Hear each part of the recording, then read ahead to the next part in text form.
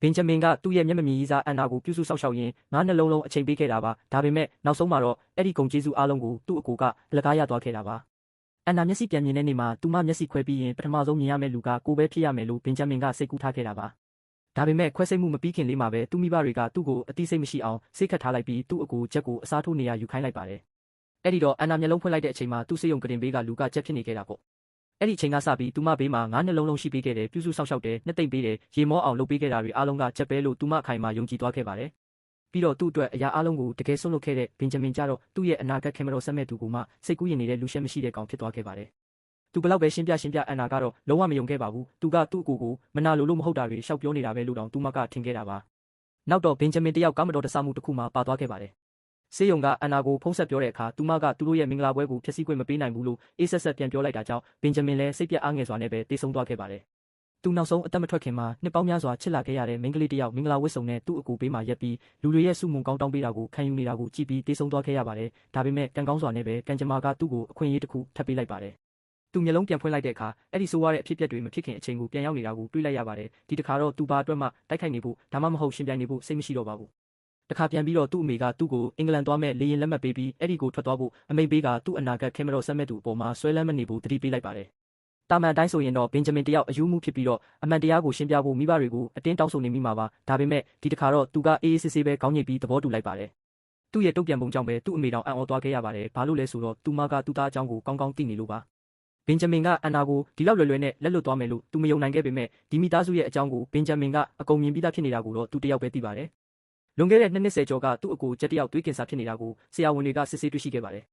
ယ်သူ့ကိုကယ်တင်ဖို့အတွက်သူ့မိဘတွေကကလေးတယောက်ထပ်ယူဖို့ဆုံးဖြတ်လိုက်ကြပြီးမွေးလာတဲ့ကလေးရဲ့အချင်းသွေးကိုချက်အတွက်သုံးဖို့စီစဉ်ခဲ့တာပါအဲ့ဒီကလေးကဘင်ဂျမင်ပါပဲသူမွေးလာတဲ့အချိန်ကစပြီးဘယ်သူမှလိုချင်တဲ့ကလေးတယောက်မဟုတ်ခဲ့ပါဘူးသူကအသက်ရှင်နေတဲ့သွေးပန်တစ်ခုသာဖြစ်ခဲ့တာပါ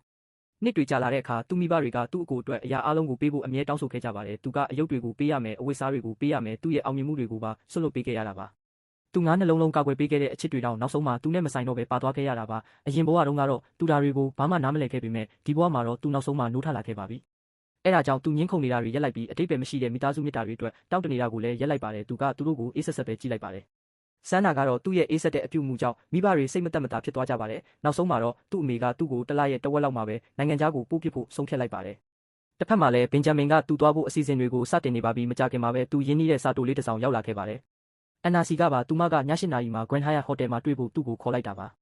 အရင်ဘဝတုန်းကဆိုရင်ဘင်ဂျမင်တယောက်အရန်ကိုစိတ်လှုပ်ရှားနေမိမှာပါအန်နာကသူ့ရှင်းပြချက်ကိုနားထောင်တော့မယ်လို့ထင်ခဲ့ပေမဲ့ရောက်သွားတဲ့အခါမှာဒါကသူ့ကိုအဆက်ခွဲဖို့ပဲဆိုတာသိလိုက်ရတာပါအန်နာကဘင်ဂျမင်ကိုလုံးဝလက်လျှော့သွားအောင်ချက်ကိုတမင်ခေါ်လာခဲ့တာပါဒါပေမဲ့ဒီတစ်ခါတော့ဘင်ဂျမင်ကအမှုအရာမပြဘဲနဲ့ပဲအဲ့ဒီစာကိုဖျက်ပစ်လိုက်ပါတယ်သူသွားတော့မသွားခဲ့ပါဘူးဒါပေမဲ့အန်နာကသူ့ကိုမတွေ့ရတဲ့အခါသူမကိုယ်တိုင်ပဲလိုက်ရှာလာခဲ့ပါတယ်ဘင်ဂျမင်ရှိမှပဲချက်နဲ့တမင်တကာရင်းနှီးတယ်လို့ဟန်ဆောင်ပြနေခဲ့ပါတယ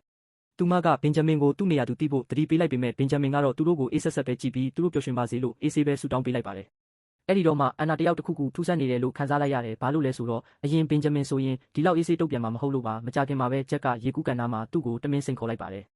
ယ်အဲ့ဒီအချိန်မှာပဲဂျက်ကချော်လဲပြီးရေထဲကိုတကယ်ပဲပြုတ်ကျသွားခဲ့တာပါဘင်ဂျမင်ကသူ့အလိုလိုရေထဲခုန်ဆင်းပြီးကယ်ဖို့စူးစမ်းပေမဲ့မိသားစုနဲ့အန်နာရောက်လာတဲ့အခါမှာတော့အားလုံးကဘင်ဂျမင်ကဂျက်ကိုတမင်တွန်းချလိုက်တာလို့ဝိုင်းဆွဆွဲကြပါတယ်ဂျက်ကရေကူးကန်ပေးမှထိုင်ပြီးအဖြစ်သေးနေတယ်လို့ငိုပြကသူ့ညီကသူ့ကိုတွန်းချလိုက်တာလို့ပြောနေပါတယ်သူ့အဖေကလည်းသူ့ကိုဒေါသတကြီးနဲ့အရှက်မဲတဲ့ကောင်လို့ဆဲဆိုလိုက်ပါတယ်သူ့အမေကသူ့ကိုစိတ်ကူးရင်နေတဲ့ကောင်လို့ဆွဆွဲပြီးအန်နာကတော့သူ့ကိုတင်ကန်းစာပေးဖို့ဆေးရုံရင်ခွဲရုံထဲမှာတွားပိတ်လောင်ထားဖို့အေးအေးဆေးဆေးပြောလိုက်တာကြောင့်ဘင်ဂျမင်တယောက်တကယ်ပဲအထဲမှာအပိတ်ခံလိုက်ရပါတယ်အေးဆက်တဲ့အခန်းထဲမှာအပြင်ကမိုးချုံတန်တွေကအဆက်မပြတ်ကြားနေရပြီးအဲ့ဒီမြင်ကွင်းကသူ့ကိုအတိတ်ကိုပြန်တရိရစေပါတယ်အန်နာမျက်မမြင်တော့ကဆိုရင်သူမကမိုးချုံတာကိုအရန်ကြောက်တတ်တာပါမိုးရွာတဲ့ညတိုင်းဆိုဘင်ဂျမင်ကသူမဘေးမှာနေပေးပြီးတမ်ပိုလင်နာပုံမြင်ကိုခဏခဏပြောပြပေးလေးရှိပါတယ်အဲ့ဒီညတွေကသူတို့အတွက်အဖိုးတစုံအမတ်တရားတွေဖြစ်မယ်လို့သူယုံကြည်ခဲ့ပေမဲ့အခုတော့အဲ့ဒါတွေကအဆိုးရွားဆုံးဟာတာတစ်ခုဖြစ်သွားခဲ့ပါပြီတရက်တညလုံးကုံဆုံးသွားတဲ့အခါမှာတော့အန်နာကရင်ခွဲရုံတကားကိုလာဖွင့်ပေးပါတယ်သူမကဘင်ဂျမင်ကိုသူ့အမားကိုနားလည်ပြီးလားလို့မေးလိုက်ပါတယ်ဘင်ဂျမင်ကအတန်တိုးတိုးလေးနဲ့သူမခဲ့တာအမှန်ပဲလို့ဝန်ခံလိုက်ပါတယ်ဂတိစကားတွေကိုယုံမိတာကသူ့အမားပဲကိုတခါမှမယုံကြည်တဲ့လူကိုချစ်မိတာကလည်းသူ့အမားပါပဲအိမ်ပြန်ရောက်တဲ့အခါဂျက်ကသူ့ကိုဆက်ပြီးစိန်ခေါ်နေပြန်ပါတယ်သူကဘင်ဂျမင်ရဲ့အခန်းကိုမကြခင်ကလေးခန်းပြောင်းလုပ်တော့မယ်လို့တမင်တက်တက်ပြောပေမဲ့ဘင်ဂျမင်ကတော့ဘာမှမဖြစ်သလိုပါပဲသူကတော့သူ့ပစ္စည်းတွေကိုတိတ်တဆိတ်သိမ်းနေပါတယ်တစ်ချိန်ကအရန်တံမိုးထားပြီးသိမ်းဆည်းထားတဲ့လက်ဆောင်တွေနဲ့တပ်ပုံတွေကိုအမိုက်အိတ်ထဲကိုပဲပစ်ထည့်လိုက်ပါတယ်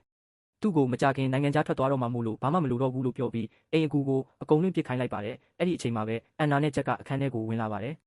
ဂျက်ကအန်နာကိုသူ့ကုတ်အင်ဂျီကျိုးပြင်ပေးဖို့တမင်ခိုင်းလိုက်ပြီးဘင်ဂျမင်ပိုင်ဆိုင်ခဲ့ဘူးတဲ့အချစ်တွေကိုသူ့ရှိမှတောက်လျှောက်ပြသနေခဲ့ပါတယ်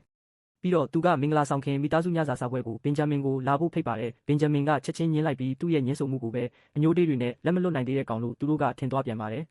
အန်နာကသူ့ကိုသူမအကြောင်းကိုပဲစိတ်ကူးရင်မနေဖို့ထပ်ပြီးအေးဆက်ဆက်တတိပေးလိုက်ပါတယ်မကြခင်မှာပဲနောက်ထပ်အလှည့်ပြောင်းတစ်ခုဖြစ်လာပါတော့တယ်ညီကိုနှစ်ယောက်လုံးကားမတော်တဆမှုတစ်ခုမှာပါသွားခဲ့ပါတယ်